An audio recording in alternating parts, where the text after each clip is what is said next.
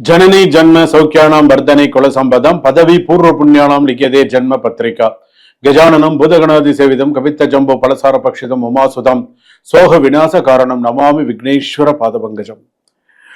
மகாகணபதி துணை கொண்டு மாதா பிதா குரு துணை கொண்டு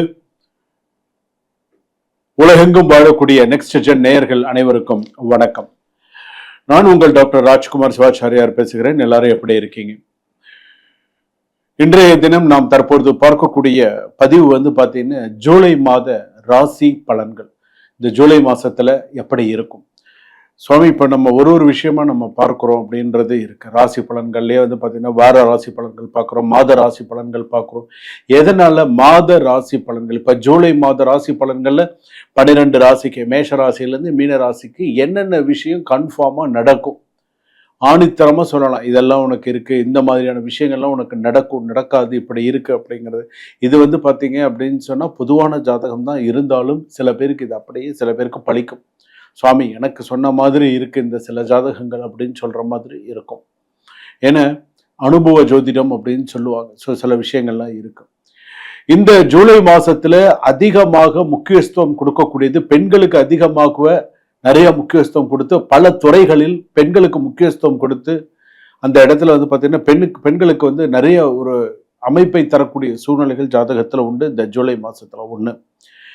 ரெண்டாவது, மிகப்பெரிய ஏதாவது ஒரு நிறுவனங்கள் அந்த மாதிரி ஏதாவது இருக்கக்கூடிய இடத்துல ஒரு தீ விபத்து, ஏதாவது ஒரு சிறு சிறு பிரச்சனைகள், அது பார்த்தீங்கன்னா பெரிய அளவில் அது வரக்கூடிய சூழ்நிலைகள் இருக்கும். தீ விபத்து ஏற்பட்டு அதனால சில விஷயங்கள் அப்படிங்கிற மாதிரி இருக்கு. மூணாவது விஷயம் பார்த்தீங்கன்னா பள்ளி குழந்தைகள்.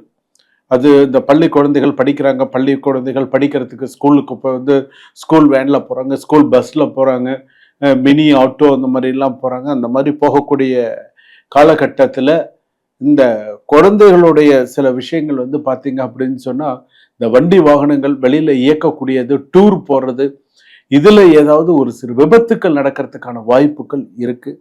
அது மேஜராக இல்லாட்டாலும் சில விஷயங்கள் இருக்குது. கொஞ்சம் கவனத்துடன் பள்ளியில் இருக்கக்கூடியவர்கள், அங்கே வேலை செய்யக்கூடியவர்கள் அது கொஞ்சம் கவனமாக இந்த மாதத்தில் பார்த்துக்கணும். இதெல்லாம் நடக்கும் அப்படிங்கிறது இருக்குது.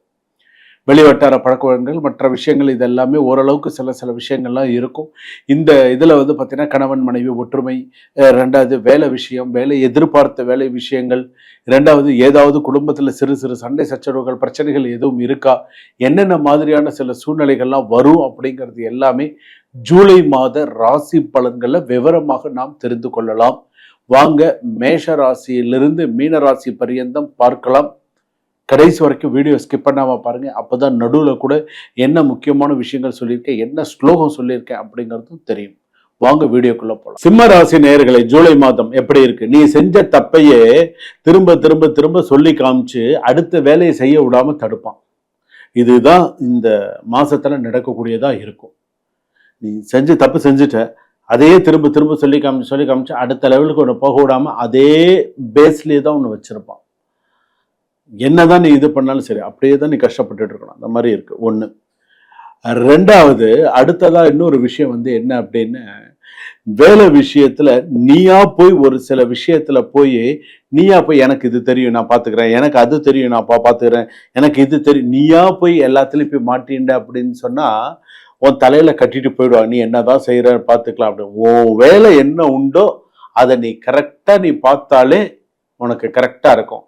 இந்த வேலையை எந்த வேலை அவன் செய்யறது தெரியல, எனக்கு தெரியும் சார், இந்த வேலையை நான் செய்கிறேன் சார், அந்த வேலை அவன் செய்யறது சரியில்லை சார், இந்த வேலையும் நான் பார்ப்பேன் சார், இந்த வேலையும் நான் செய்வேன் சார்னு சொன்னேன். இது எல்லா வேலையும் அவன் தள்ள கட்டிட்டு போயிட்டே இருப்பாங்க. அப்புறம் யார் முழிக்கிறது? நீ தான் முழிக்கணும். எந்த வேலையும் அது சரியாக பண்ண முடியாமல் கஷ்டப்பட்டுட்டு தேவையில்லாத விஷயங்கள்ல கொஞ்சம் பிரச்சனைகள்லாம் வரும். கொஞ்சம் கவனமாக இருக்கு. ரெண்டாவது, தொழில் விஷயம் அப்படின்னு எடுத்துட்டேன்னு தொழிலில் பண முதலீடு பார்த்து பண்ணு. ஏன்னா 8ல் சனி, ரெண்டாவது ராசிக்கு 12ல் ஜாதகத்தில் குரு உச்சம், சுப செலவுகள் இருக்கு, நிறைய நல்ல விஷயங்கள்லாம் இருக்கு, ஒன்றும் பிரச்சனை இல்லை. இருந்தாலும் சில விஷயத்தில் அப்படி கவனமாக கரெக்டாக கொண்டு போனாலும் லைஃப் கரெக்டாக போகும். அதை மட்டும் யோசிச்சுக்கோ. ஒன்று. ரெண்டாவது பார்த்தீங்க அப்படின்னு சொன்னால் சிலருடைய முக முடிகள் கிழியும். யாரெல்லாம் உங்ககிட்ட நடிக்கிறாங்களோ, மனைவியாக இருந்தாலும் நடிக்கிறாங்கன்னு தெரிஞ்சாலே விலகிறது நல்லது.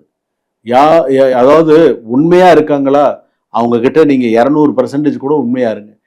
நடிக்கிறாங்கன்னு தெரிஞ்சுதா விலகிறது குட் டிசிஷன். அதுதான், அது யாரா இருந்தாலுமே சரி. ஒண்ணு. ரெண்டாவது, பல மாதங்களாக தடைப்பட்டது ஒரு பெரிய முயற்சி வெற்றி பெறும். அதிகாரம், பதவி அல்லது புதிய பொறுப்பு அதிகரிக்கும்.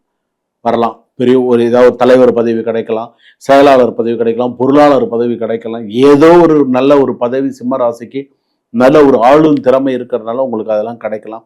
தொழிலில் புதிய ஒப்பந்தம் அல்லது லாபகரமான வாய்ப்பு கிடைக்கும். எதிர்பாராத பண வரவு கிடைக்கிறதுக்கான வாய்ப்புகள் இருக்கு. குடும்பத்தில் மகிழ்ச்சியான நிகழ்வுகள் நடைபெறும். ஸோ நல்லா இருக்கு. குழந்தைகளின் சாதனை பெருமையாக இருக்கும். சமூகத்தில் பெரிய செல்வாக்கு உயரும். பழைய எதிரிகள் உங்களிடம் உதவி கேட்கும் நிலை கூட உருவாகும். வந்துட்டு சண்டை போட்டான், பிரச்சனை பண்ணான், திரும்ப அவனே வந்துட்டு சார் ஏதோ தெரியாமல் நடந்துருச்சு சார், மன்னிச்சிருக்கு சார், ஏதோ கொஞ்சம் பார்த்து செய்யுங்க சார் அப்படின்னு சொல்லி அளவுக்கு வரும் சில விஷயங்கள்.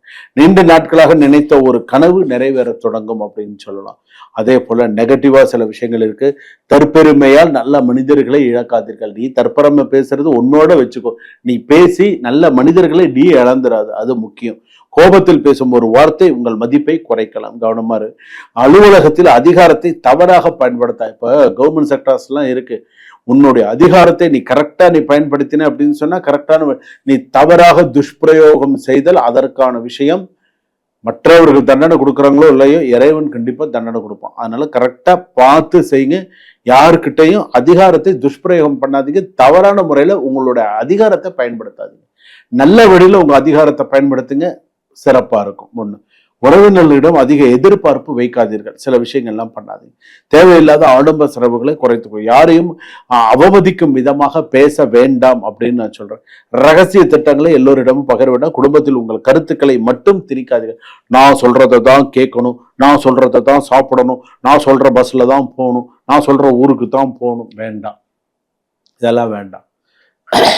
அவங்கவுங்க விருப்பத்துக்கு விடுங்க. என்ன, அவ்வளவுதான். அதனால இந்த மாதம் உங்களை பார்த்து சிரிப்பவர்கள் எல்லாரும் உங்கள் நலனை விரும்புவார்கள். மரியாதை கேட்டு வாங்க முடியாது, நடத்தையால் சம்பாதிக்க வேண்டும். அது நல்ல மைண்ட்ல வச்சுக்கோங்க. தவறான நம்பிக்கை பலவரோட உறவை உடைக்கலாம். அதே போல சந்தேகப்படாதீங்க.